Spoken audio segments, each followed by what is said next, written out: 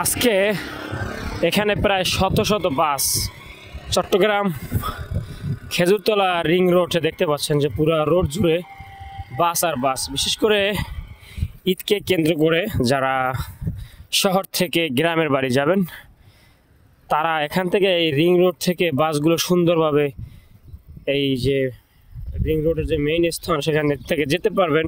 এতে কোনো ভোগান্তি বা কোনো সমস্যা হবে না। আজকে গাড়িগুলো হয়তো দুপুরের পর ছাড়বে অথবা রাতে ছাড়বে গাড়িগুলো, তাই এখানে এভাবেই ল্যান্ডিং করে আছে।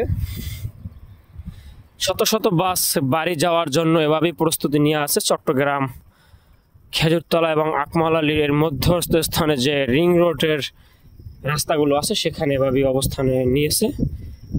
তবে এই দৃশ্যটা খুবই সুন্দর যে আসলে এই রাস্তায় এরকমের বাস আগে কখনো আমরা দেখিনি, বা এখানে যারা স্থানীয় তারাও এরকম দেখেনি যে এখানে এত বাস থাকবে।